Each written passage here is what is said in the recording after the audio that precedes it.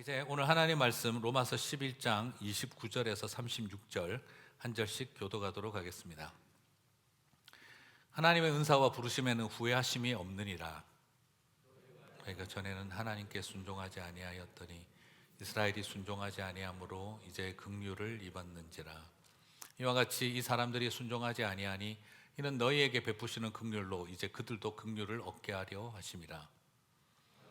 모든 사람을 순종하지 아니하는 가운데 가두어 두심은 모든 사람에게 긍휼을 베풀려 하심이로다. 깊도다 하나님의 지혜와 지식의 풍성함이요 그의 판단은 헤아리지 못할 것이며 그의 길은 찾지 못할 것이로다. 마음을 알았느냐? 누가 그의 모사가 되었느냐? 누가 주께 먼저 드려서 갚으심을 받겠느냐? 이는 만물이 주에게서 나오고 주로 말미암고 주에게로 돌아감이라. 그에게 영광이 세세에 있을지어다. 아멘. 자, 새해가 시작하는 첫 주일에 로마서 우리 강의 마지막을 이제 하게 되었습니다. 12장부터 16장도 있는데 생각하시겠습니다만 2015년도에 제가 순서를 바꾸어서 12장부터 16장을 먼저 강의를 했기 때문에 오늘로써 이제 로마서 강의가 전체가 완료가 되겠습니다. 그래서 오늘 주제에 대한 설교는 다음 주부터 시작하도록 하겠습니다. 송구영신 예배 때 나누었던 것처럼 진짜 끄트머리라는 생각이 듭니다. 무슨 말인지 모르시면 온라인으로도 송구영신 예배를 안 드렸다는 증거가 되겠죠. 네. 자, 끄트머리 뭐냐 그러면 우리 한국말에 참 재미난 워드플레이 같아요. 끄트머리, 끝의 머리. 우리는 끝을 이야기할 때 끝에 머리가 있다라는 표현을 쓰지요. 그래서 끝과 시작은 연결된다 하는 의도가 아마 끄트머리라는 말에 숨어 있는 게 아닐까 생각이 됩니다. 그래서 오늘 로마서의 끝을 맺으면서 새해의 시작을 이어가겠다는 것이 되겠죠. 그래서 다음 주일부터는 2022년도 주제인 제자가 되고 제자를 삼는 삶에 대해서 주제 강의를 시작하도록 하겠습니다. 자, 우리가 팬데믹으로 지금 2년을 지내고 3년 차에 이제 또 들어가고 있습니다. 여전히 힘든 상황을 보내고 있죠. 모이기에 힘쓰는 것이 교회인데 모이기에 거리두기를 해야 하는 것이 교회가 되어버린 아이러니가 있습니다. 오늘날 시대와 이 교회를 바라보면서 정말 이 팬데믹이 미친 영향력을 체감하지 않을 수가 없는데요. 많은 영향을 주었지만 오늘 저는 특별하게 좀 가장 큰 영향을 준 것 중에 한 가지가 개인주의가 아닐까 하는 생각을 해봅니다. 개인주의, 어떤 자기중심주의적 사고와 태도라는 거죠. 때로는 이게 나쁜 것은 아닌데 이것이 조금은 위험한 것이 있습니다. 오늘날 보면 이 개인주의는 가장 쉽게 눈에 띄는 것은 게으름을 정당화한다 하는 생각이 들어요. 개인주의는 남에게 피해를 주지 않는다는 논리로 게으름을 하나의 실천 강령으로 만들고 있습니다. 직장이나 일터에서나 그리고 신앙과 헌신의 영역에 있어서도 어느 틈에 게으름은 개인주의의 또 다른 얼굴로 자신을 위장하고 있다는 생각을 하게 되어집니다. 아마 집집마다 애들하고 제일 많이 싸우시는 게 좀 일어나라. 네, 이게 엄청난 싸움이죠. 네. 그리고 많은 일들 뭐라도 좀 해봐라. 아무것도 안 하려고 하는 그런 어떤 모습들이 일어나기도 한다고 합니다. 자, 거기다 자기중심주의는 이 사적인 편리와 이익을 위해서 공동체와 공익을 거부하는 태도를 낳게 됩니다. 사적인 편리와 이익을 위해서 이것이 가장 중요해지는 거예요. 공동체와 공적 유익을 위해서 사적인 불편과 손해를 감수하는 것을 마치 죄악처럼 여겨지는 그런 시대라고 말을 할 수 있겠습니다. 이럴 때에는 선용을 위한 도구도 남용의 수단으로 전락하는 수가 있습니다. 공익을 위해 주어진 도구도 사적 이익을 위한 수단으로 전락되어져 버리는 경우들이 있는 것을 보게 되어집니다. 교회도 참 그런 면에서 고민이 많지요. 뭐냐 그러면 온라인 예배도 때로는 참 많은 고민이 있습니다. 이럴 때 정말 온라인 예배는 너무너무 필요하고 하나님 허락하신 귀한 통로입니다. 더더구나 또 장기적인 질환을 가지고 계시는 성도님들에게는 정말 예배에 참여할 수 있다는 감격과 기쁨 때문에 너무너무 좋아하시고 감격스러워 하십니다. 그러나 한편으로는 또 우리는 알고 있지요. 카우치 크리스찬이 늘어나고 있다. 소파 베드에 앉아서 그러면서 이제는 어느 틈에 지금 또 깜짝 놀랄 분 있을까 잠옷 입고 이러고 계시는 분들까지 이제 다양한 방식으로 어느 틈에 나타나 버릴 수가 있습니다. 그래서 저도 잘 모르겠어요. 과연 이런 흐름의 끝은 어떤 결과가 될 수 있을까 많은 고민이 따라오기도 합니다. 그나마 형성된 공동체 의식이라는 것도 표현하자면 공동체 의식이기보다는 확장된 개인주의의 성격이 더 강합니다. 소집단 이기주의는 확장된 개인주의죠.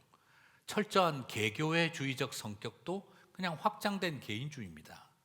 말 그대로 나들과 너들로 나누어진 세상, 말도 안 되는 영어지만 me's, I's,와 you's로 나뉘어진 세상에 오히려 참되고 진정한 우리, we가 고픈 상황이 되어졌다라고 말할 수가 있겠습니다.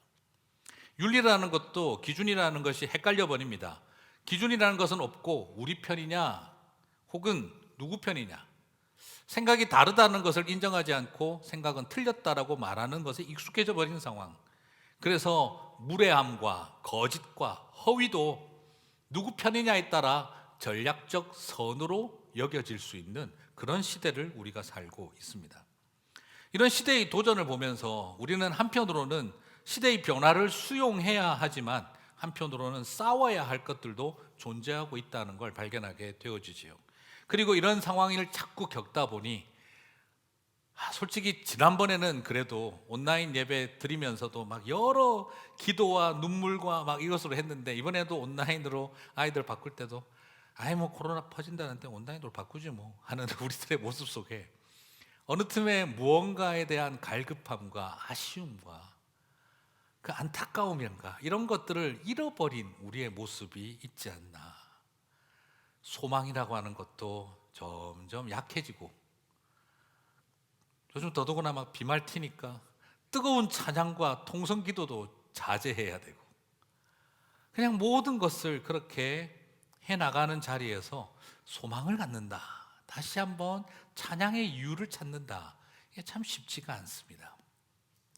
사랑하는 성도 여러분, 팬데믹이 던진 도전 속에 이제 우리는 변화해야 하지만 동시에 변할 수 없는 본질을 붙들고, 그리고 또한 이 시대의 다양한 것들과의 전선도 형성하며 협상도 해야 되지만 전선을 형성하면서 우리의 모든 것을 풀어가는 일이 쉽지는 않습니다. 하지만 오늘 저와 여러분에게 그래도 본질을 붙든 소망할 이유가 있고 찬양할 이유를 가진 2022년 새해가 되었으면 좋겠습니다. 오늘 로마서 11장 마무리를 지으면서 저는 사도 바울에게서 그가 붙든 소망의 이유, 그가 감격하며 터뜨리는 찬양의 이유를 우리가 살펴보면서 저와 여러분에게도 소망의 이유가 넘치고 그리고 성령의 뜨거운 가슴이 일어나게 되어지는 우리의 새해의 시작이 되었으면 좋겠습니다. 자, 먼저 첫 번째로서 저는 그 사도 바울이 가졌던 그 소망 찬양의 이유가 그들의 실패가 하나님의 실패가 아니라는 것을 그가 깨달았다는 것입니다. 여러분, 우리는 실패하나 하나님은 실패하지 않으신다 하는 것, 이 깨달음이 저와 여러분에게 다시 소망의 이유와 그리고 찬양의 이유가 되게 하실 줄 믿습니다. 유대인들은 예수님을 십자가에 못 박아 죽이고요, 그리고 교회를 핍박했습니다. 이 점에서 유대인들은 복음의 역사에서는 실패한 사람들이다라고 말할 수 있겠습니다. 하지만 지난 주일에 말씀을 전했던 것처럼 이들의 실패는 영원한 실패로 끝나지 않고 이방인의 풍성함이 되어지고 자신들을 향한 더 큰 충만함이 되었다라는 것을 우리는 지난 주일 말씀을 통해 살펴봤습니다. 로마서 11장 12절 한 번 더 살펴봅니다. 같이 읽겠습니다. 그들의 넘어짐이 세상의 풍성함이 되며 그들의 실패가 이방인의 풍성함이 되거든 하물며 그들의 충만함이리요. 그들의 실패가 하나님의 실패다라고 과연 말할 수 있냐 이 말인 거죠. 그들의 실패는 이방인의 풍성함이 되었다라고 말합니다. 그리고 이것은 이방인들의 풍성함으로 끝나지 않고 다시 이스라엘의 충만함이 될 것이라고 12절 말씀은 명확하게 말하고 있습니다.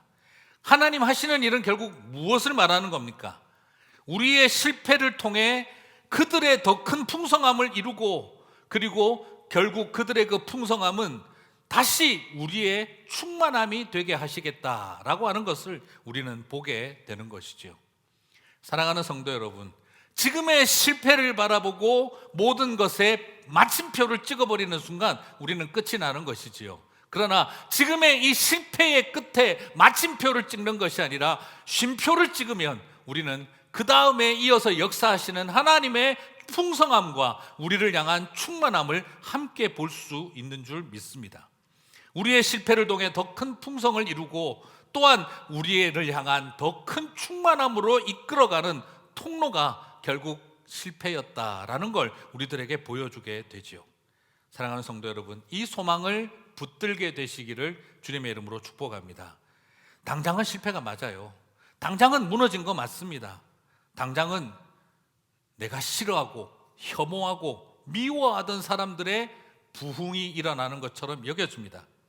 하지만 결국 이 또한 우리의 풍성함을 향해 나아가기 위한, 모두의 풍성함을 향해 나아가기 위한 징검다리였다는 걸 보게 되는 것이죠. 이처럼 우리가 실패했다고 해서 하나님이 실패하신 게 아닙니다. 우리는 우리가 실패할 때 하나님 어디 계십니까? 하나님이 실패하신 것 아닙니까? 라고 느낄 때가 많습니다. 그러나 우리가 실패한 그 자리가, 그리고 또 다른 이방인들의 풍성함이 되고, 그리고 우리 모두의 충만함으로 이끌어 가시는 통로라는 것을 바라보는 것이지요. 사랑하는 성도 여러분, 나의 실패가 마침표로 끝나지 않게 되시기를 주님의 이름으로 축복합니다. 더 큰 충만을 위한 과정, 우리의 실패는요 잘못 끼워진 첫 단추가 아니라 결국 하나님의 승리와 모두의 충만함을 위해 잘 끼워진 첫 단추라고 바라볼 수 있는 눈이 필요합니다. 하나님의 섭리와 주권을 인정하는 안목이 필요합니다. 하나님이 실패한 것처럼 보일 때가 분명히 있습니다. 하지만 하나님이 말씀이 폐하여질 수 있느냐? 하나님의 말씀이, 하나님의 부르심이 철회될 수 있느냐? 결코 아니니라 했던 로마서의 사도 바울의 메시지처럼 그 순간은 하나님의 말씀이 사라진 것 같고 그 순간은 하나님이 실패한 것처럼 여겨진다 할지라도 그것은 잘못 끼어진 단추가 아니라 제대로 끼어진 첫 단추였다는 것을 우리는 궁극적으로 보게 되리라고 믿는 것입니다. 하나님은요 이런 분이신 줄 믿습니다. 여기서 우리가 발견하는 게 뭡니까? 하나님은 실패도 사용하시고 풍성함도 사용하신다는 겁니다. 유대인의 실패를 사용해서 이방인들을 풍성하게 했고, 이방인들의 풍성함을 사용해서 유대인들을 충만하게 하십니다. 그러면 하나님은 어떤 분이십니까? 우리의 실패도 쓰고 그들의 풍성함도 쓰십니다. 기왕이면 나는 풍성함만으로 쓰임 받았으면 좋겠다 싶은 생각이 왜 없으시겠습니까? 하지만 우리의 실패도 그들의 풍성함도 하나님은 다 사용해서 모두의 충만함이 되게 하시는 줄 믿습니다. 그것을 믿음으로 바라보는 저와 여러분이 되었으면 좋겠습니다. 하나님은 그러므로 결코 실패하지 않으십니다. 주님은 실패도 쓰시고 풍성함도 사용하십니다. 결국 소망은 어디에 있습니까? 실패냐 성공이냐가 아니라 실패와 성공을 다 사용하시는 하나님, 결코 실패하지 않으시는 하나님에게 모든 소망이 있는 줄 믿습니다. 로마서 11장 29절 같이 읽겠습니다. 하나님의 은사와 부르심에는 후회하심이 없느니라. 하나님께서 주시는 고마운 선물과 부르심은 철회되지 않습니다. 개역개정을 새 번역으로 또 다시 번역한 걸 2개 같이 올렸습니다. 후회하지 않는다는 표현이 뉘앙스상 오해가 있을 수 있어서 정확한 의미를 그대로 전달합니다. 철회되지 않습니다. 하나님이 우리를 택하시고 불러주신 일에는 결코 철회되지 않는, 흔들리고 무너지고 빼앗기고 무너지고 흩어지지 않는 명확한 하나님의, 흔들리지 않는 하나님의 속성이 있다는 것입니다. 주님의 부르심은 철회되지 않습니다. 우리에게 소망할 수 있는 이유는 여기에 있습니다. 여러분, 로마서 8장 28절 기억하시지요? 같이 읽겠습니다. 우리가 알거니와 하나님을 사랑하는 자 곧 그의 뜻대로 부르심을 입은 자들에게는 모든 것이 합력하여 선을 이루느니라. 여기서 선을 이룬다는 말은 뭐 잘되게 한다, 좋게 한다는 말이 아니라 구원을 이룬다는 말이라고 제가 지난번에도 말씀을 드렸습니다. 하나님 앞에 부르심을 받은 사람들에게는 그 부르심은 철회당하지 않는 것이고, 그리고 그 부르심은 결국 합력하여 선을 이루는 것이라고, 명확하게 구원을 이루는 것이라고 말씀하고 있습니다. 그러므로 저와 여러분이 부르심 받은 자리에 있다고 한다면 실패든 풍성함이든 합력하여 구원을 이루는 것입니다. 저와 여러분이 하나님의 부르심 앞에 있다고 한다면 지금 눈앞에 실패가 보인다고 해서 그 부르심이 철회되고 하나님의 말씀이 폐하여지고 하나님의 계획이 사라진 것이 아니라는 것입니다. 여러분, 예전에 마틴 루터가 종교개혁을 일으키고 너무나 강력한 핍박을 받고 고통을 겪고 있을 때 그가 절망하여 쓰러져 있으니까 그 마틴 루터의 와이프가 갑자기 상복을 입고 앞에서 그냥 완전히 그냥 까만 옷으로 상복을 입고 눈물을 흘리고 있더라는 거죠. 그래서 꺼이꺼이 울고 있더라는 겁니다. 그래서 마틴 루터가 놀래가지고 누가 죽었느냐, 그대는 왜 그러시오, 누가 죽었소 물어보니까 당신의 모습을 보니 하나님이 돌아가신 것 같아서, 하나님 돌아가신 것 같아서 장례식을 준비해야 되나 하고 있었습니다. 참 지혜롭게 말을 했죠. 그때 정신이 번쩍 든 루터가 하나님이 살아계신데 왜 나는 하나님이 돌아가신 것처럼 생각했을까? 지금의 좌절이 왜 마침표라고 생각했을까? 그의 생각을 바꾸었다라는 이야기를 듣습니다. 오늘 저와 여러분에게도 중요한 것은 바로 무엇입니까? 하나님은 실패하지 않으신다는 것이죠. 합력하여 구원을 이루시는 분이신다는 것입니다. 소망은 거기에 있는 줄 믿습니다. 그리고 두 번째로 우리에게 사도 바울이 이렇게 찬양하고 소망을 안고 찬양할 수 있는 이유 두 번째는 뭘까요? 그것은 바로 주님의 긍휼이 우리의 불순종보다 크고 깊다는 것을 그가 깨달아 알았기 때문입니다. 이 두 가지의 깨달음은 사도 바울로 하여금 찬양하게 만들었던 것이죠. 사실 오늘 여러분 생각을 한번 해보시면 이게 또 철저하게 개인주의, 자기중심주의, 진영 논리에 들어가면은요, 오늘 이 말씀 되게 기분 나쁜 말이 될 수 있어요. 살짝 기분 나쁜 말이 될 수 있어요. 왜요? 둘 다 똑같이 우리는 그럼 도구에 불과한가? 이 생각이 듭니다. 유대인 입장에서 살짝 기분이 그렇겠죠. 이방인들의 풍성함을 얻기 위해 우리의 실패를 사용하셨다면 우리의 실패가 미끼였구나, 우리는 미끼로 사용받았네.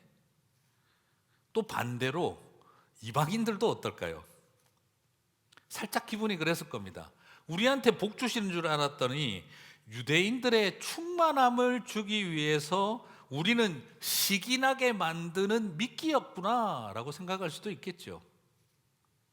철저하게 자기중심적으로, 자기 집단 이기주의 중심으로 진영 논리로 접근을 해버리면은요, 지금 오늘 이 이야기는 유대인은 유대인대로 삐치고 로마인들은 로마인대로 삐칠 상황이에요.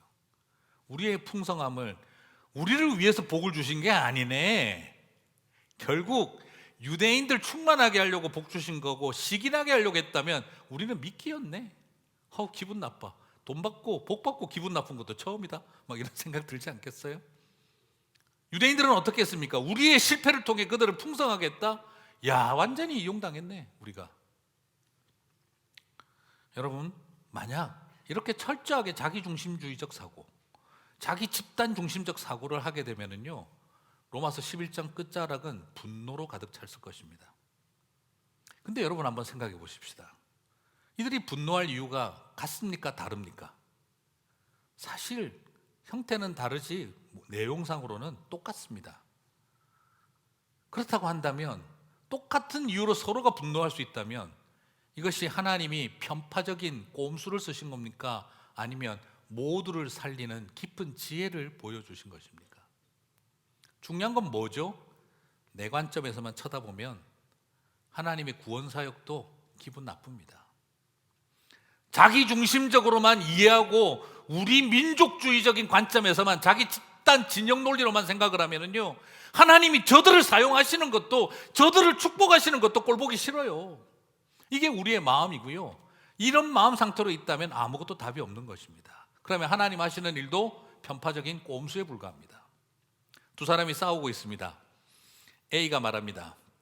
야, 나를 통해 너를 살렸단다. 내가 이용당했어, 너 살리는데. 그러자 B가 대답합니다. 무슨 소리야? 나를 통해 너를 살렸다고 나는 들었어. 네가 아니야, 내가 이용당한 거야 라고 이야기를 합니다. 그래서 서로 너 살리는 일에 내가 이용당했다라고 화를 냅니다. 여러분, 이것이 과연 살림받은 사람들의 정상적 대화일까요? 철저한 자기중심적 사고죠.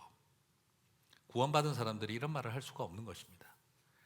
이번엔 또 다른 두 사람이 대화하고 있습니다. A가 말합니다. 너를 통해 나를 살렸다고 들었어. 너무 고맙구나. 그러자 B가 말합니다.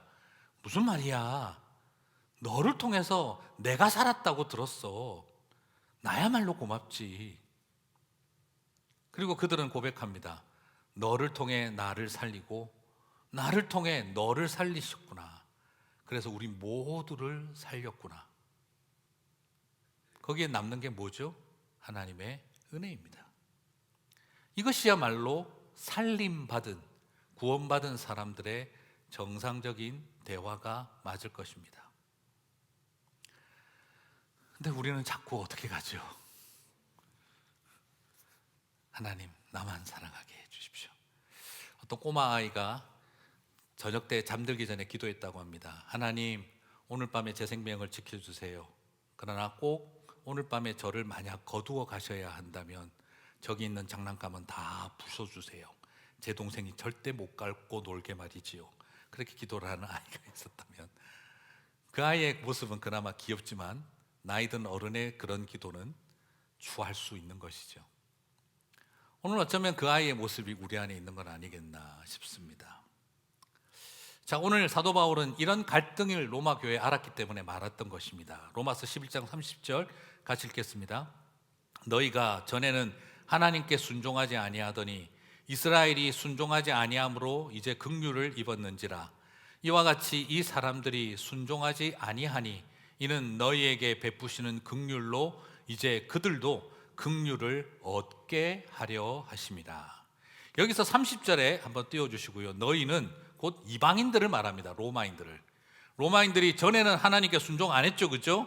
불순종의 사람들이었습니다. 그때 이스라엘이 순종하고 있었죠. 그런데 이스라엘이 이제 순종하지 아니함으로 누가 긍휼을 얻습니까? 로마인들이, 이방인들이 긍휼을 얻은 거예요. 30절은 그걸 말하고 있습니다. 그리고 31절로 가서 이런 상황이 다시 일어났다는 거죠. 이스라엘이 과거에 이방인처럼 지금 순종을 하지 않으니 이방인에게 긍휼을 얻게, 이방인에게 긍휼을 베푸신 것처럼 유대인들에게도 긍휼을 베푸시게 되었다 하는 것이 30절, 31절의 말입니다. 무슨 말입니까? 이방인들이 불순종할 때 이스라엘은 잘 하나님 앞에 순종하는 백성이었는데, 그런데 이스라엘 사람들이 불순종의 사람들이 되니 그 덕택에 이방인들이 긍휼을 얻게 되어졌다. 내가 그렇게 했던 것처럼 이제 이스라엘이 불순종의 자녀로 있으니 너희들에게 긍휼을 준 것처럼 나도 이스라엘에게 긍휼을 베풀겠다. 이것이 30절과 31절 말씀의 의도입니다.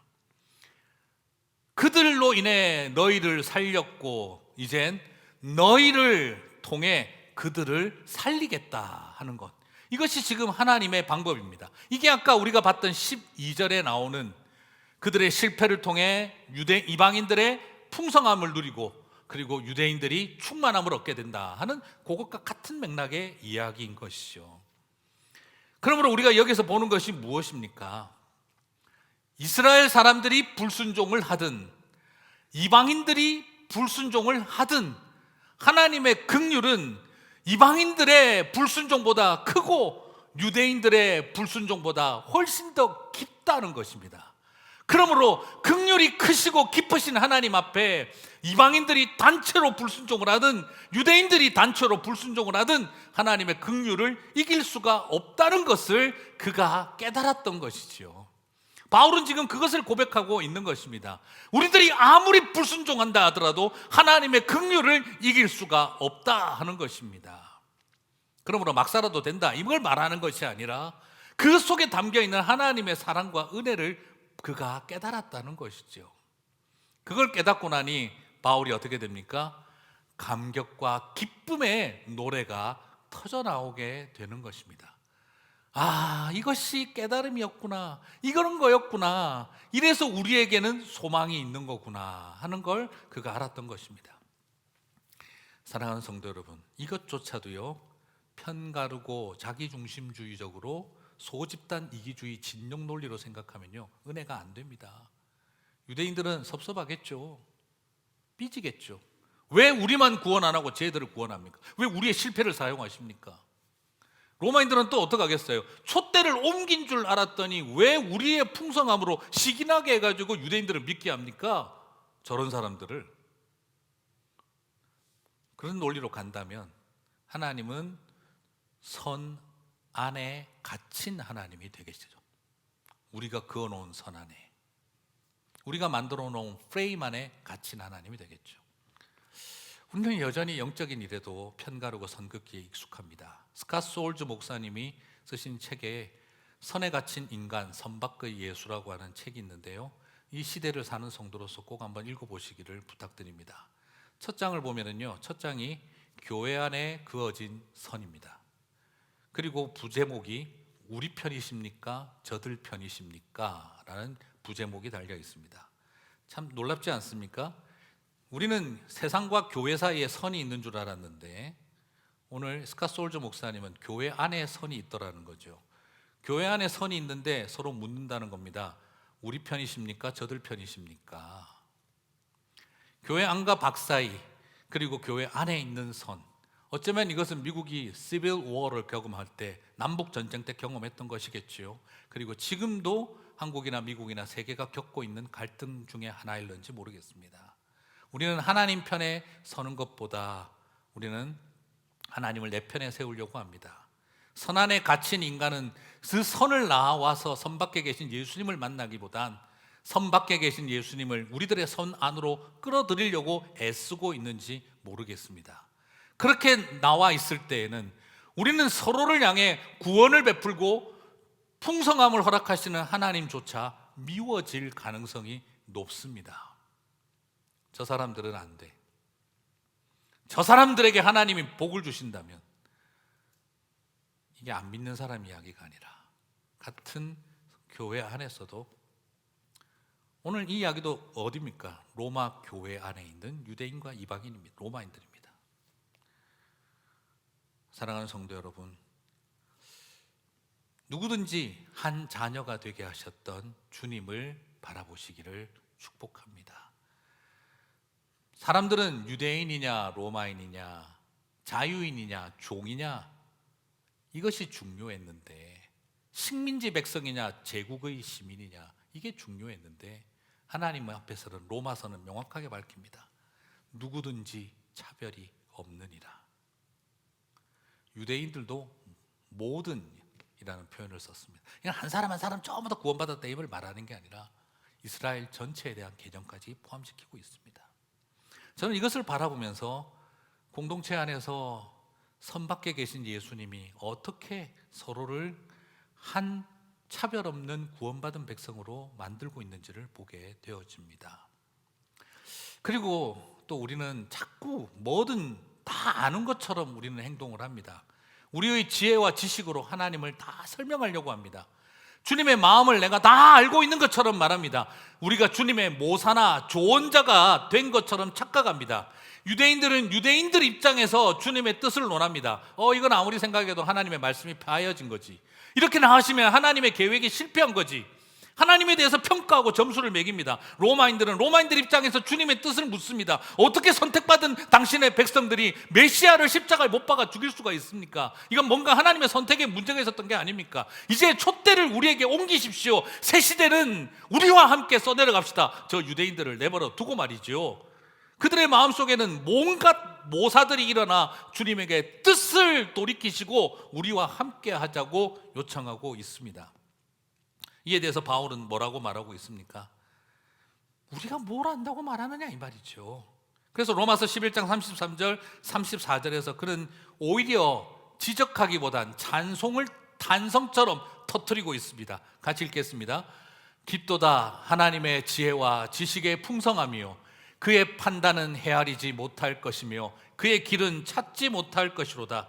누가 주의 마음을 알았느냐? 누가 그의 모사가 되었느냐?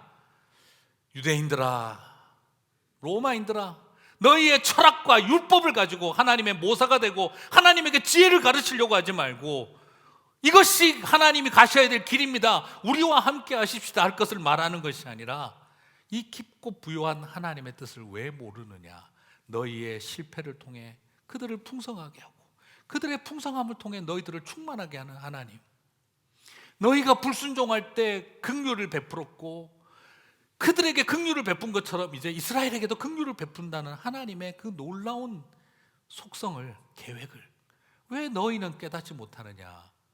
바울이 답답해서 있던 그가 이 모든 깨달음을 가지고 선포하고 노래하고 있는 것입니다. 예수 그리스도를 통해 일어나는 하나님의 놀라운 일, 십자가 그 비밀이 우리에게 이렇게 드러났는데 이제 더 이상 자기 소견에 오른 대로 집단 이익과 집단의 감정 중심으로 풀어가지 말라는 것입니다. 그렇죠. 한 교회에 있으면서도 유대인들은 불평과 시샘으로 로마인들을 바라보고 로마인들은 같은 교회에 있으면서도 우쭐거림과 경멸로 유대인들을 바라보았죠. 같은 그리스도인인 것보다 유대인인 것, 로마인인 것이 더 중요했던 그들. 그러나 누구든지 차별 없는 사랑 안에 함께하라는 걸 보여주고 있는 겁니다. 그러면서 각자 입장에서 하나님 훈수 두는 일 그만하자는 것입니다. 여러분, 깨달음이 바로 무엇입니까? 오늘 그가 깨달았던 이 깊은 깨달음을 딱 하나로 정리하라면요, 저는 그렇게 말씀드리고 싶어요. 우리 보통 깨달았다 그러면 뭘 깨달았다 그래요? 하나님의 속내를 알았다. 하나님의 생각의 뿌리를 내가 파악했다. 막 이렇게 그게 깨달음이라고 여겨지죠. 그런데 오히려 오늘 사도 바울은 이 33절과 34절을 통해 뭘 말하고 있습니까?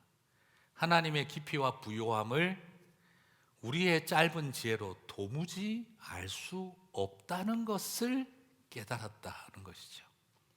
세상의 가장 위대한 깨달음은 하나님의 깊이와 부요함을 깨달았다에만 있는 것이 아니라 하나님의 알 수 없는 그 깊은 마음의 넓이와 깊이, 하나님의 생각의 그 부요함의 그 거대함을 내가 알게 되었다. 도무지 내가 알 수 없는 것을 알게 되었다라는 것, 고백이 가장 위대한 깨달음입니다. 오늘 그 깨달음 속에 그가 말하고 있는 것이죠. 그러므로 우리가 아무리 불순종하고 우리가 아무리 실패한다 할지라도 하나님은 한없는 긍휼로 그들을 풍성하게 하고 우리를 충만하게 하시는 분이시다라는 것을 그는 지금 사람들에게 말하고 있는 것입니다. 이걸 알고 나니까 어떻게 되죠? 속령이 터져 나오는 겁니다. 로마서 11장 36절 같이 읽겠습니다. 이는 만물이 주에게서 나오고 주로 말미암고 주에게로 돌아갑니다. 그에게 영광이 세세에 있을지어다. 아멘. 바로 성삼위 하나님의 이야기가 나옵니다. 그리고 창조자가 되시면서 구원자가 되시고 재림주가 되시는 예수 그리스도의 모습을 보여줍니다.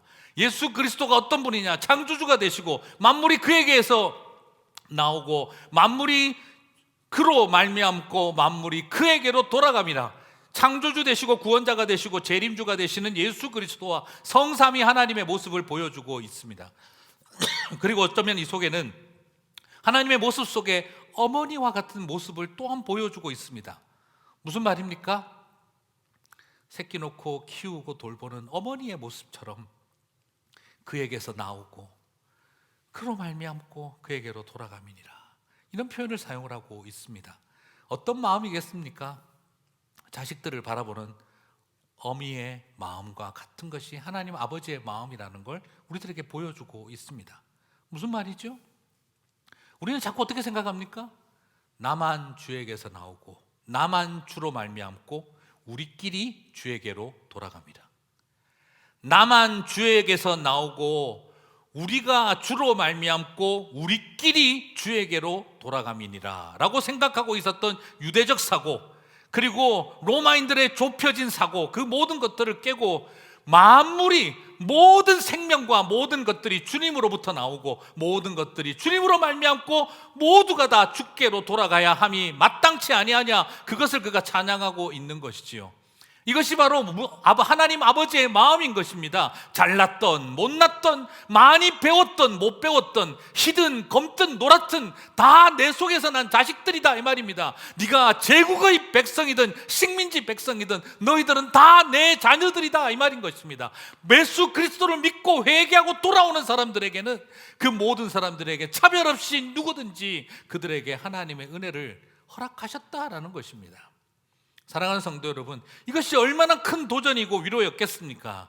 로마서를 통해서 여러분, 개인주의적인 구원관만 배우지 마세요. 내가 믿어 의롭게 이르고 나는 하나님의 백성이 된다, 나 그래서 구원받았다, 철저한 개인주의적 사고가 로마서에서 배웠다면 로마서 완전히 거꾸로 읽은 것입니다. 로마서를 통해 발견하게 된 것은 나만 구원한 것이 아니라 우리 모두를 차별 없이 구원하신 하나님, 이 복음으로 유대인이나 로마인이나 남자나 여자나 자유인이나 종이나 제국이나 식민지나 다 구원하셨다는 것을, 그걸 깨닫게 되어지는 것이지요. 나 천국 가는 길을 알았어, 로마서 통해. 로마서 잘못 배운 겁니다. 오히려 우리가 함께 복음이 우리를 살리신다는 것, 나의 실패도 우리의 풍성함도 사용하신다는 것, 그걸 알아야 합니다. 그리고 난 다음에 만물이 주로 말미암고 주께로 돌아감이라는 찬양을 부르게 되는 것이지요. 만약 말입니다, 하나님 저것들 다 쳐버리시고 나만, 우리만 구원하여 주시옵소서, 그런 마음을 가진 사람들, 하나님 도대체 누구 편이십니까? 이것만 묻고 싶은 사람들에게는요, 오늘 이 말씀은 싱거울 겁니다. 왜 자꾸 곁다리들 끼울까? 우리만, 택함 받은 우리만 이렇게 막 말을 좁혀놓지, 애매하게 그냥 이게 좀 장로교스럽지 않게 만물이 뭐 이렇게 해놓으시나? 하나님도 신학을 좀 장신돼서 다시 배우셔야 되는 거 아니야? 하나님도 그런 생각을 자꾸 해버릴 수 있겠죠. 그런데 오늘 여기서 의도적으로 뭐라고 말하고 있습니까? 만약에 정말 이 땅을 살아가면서 왜 세상은 이렇게 둘로 갈라지고 서로를 미워하고 선을 긋고 살아가는 걸까? 지배자와 피지배자, 주인과 종, 제국과 식민지, 피부 색깔로 왜 이렇게 갈라진 세상 속에 한 교회 안에서도 서로를 이렇게 미워하고 살아가는 걸까? 그게 안타까운 사람들은 만물이 주에게서 나오고 주로 말미암고 주에게로 돌아감이라 할 때 감격스러운 찬양이 터져 나올 것입니다. 싱겁지 않을 것입니다. 오히려 시원한 사이다처럼 여겨질 것입니다. 하나님을 선 안에서만 소유하려고 드는 순간에는 이 말은 참 싱거운 메시지입니다. 그러나 갈라진 세상 속에 주님께서 하나됨을 이루시는 그분이신 것을 깨닫는 사람들에게는 감격스럽고 시원한 찬양이 될 것입니다. 사랑하는 성도 여러분, 새해 이런 깨달음이 저와 여러분을 찬양하는 사람들로 만드시게 되기를 주님의 이름으로 축복합니다. 너무 안타깝습니다. 가끔씩 그런 생각이 들 때가 있어요. 깨달음이 있는 찬양을 좀 누리셔야 되는데 깨달음 없이 찬양을 좋아하시는 분들도 너무 많습니다. 무슨 말이죠? 분위기 좋다 이거죠. 막 그냥 노래 부르는 게 좋은 거, 깨달음 없이, 신학적 깨달음 없이 찬양하는 것 아닙니다. 동시에 감격스러운 찬양이 있는 깨달음을 좀 누리시길 바랍니다. 찬양과 감격은 좀 하구제비 스타일 신앙생활이고 나는 깨달음이 중요해, 그런 것도 역시 위험합니다. 19세기의 핸들리 모울 주교는 이렇게 말했습니다. 우리는 경건하지 않은 신학과 신학적이지 않은 경건 둘 다 똑같이 주의해야 한다. 오늘날 많은 사람들이 극단으로 빠져 있습니다. 경건한데 신학이 없고 신학은 있는데 경건을 상실한 사람들, 말씀은 있는데 열정을 잃어버렸고 열정은 있는데 말씀을 잃어버린 사람들, 오늘 우리 안에 이 극단들을 넘어서 사도 바울이 봤던 것처럼 면도칼처럼 예리하게 로마서는 기독교 교리를 잘 설명하고 있다가 아니라 그 깊은 깨달음이 그를 이렇게 감격하게 만들었던 것을 바라보면서 저와 여러분이 그 감격을 온전히 누리시게 되기를 주님의 이름으로 축복합니다. 사랑하는 성도 여러분, 오늘 시대가 많이 어둡습니다. 이 어두운 시대 속에 하나님의 백성들은 어떤 모습으로 서야 하겠습니까?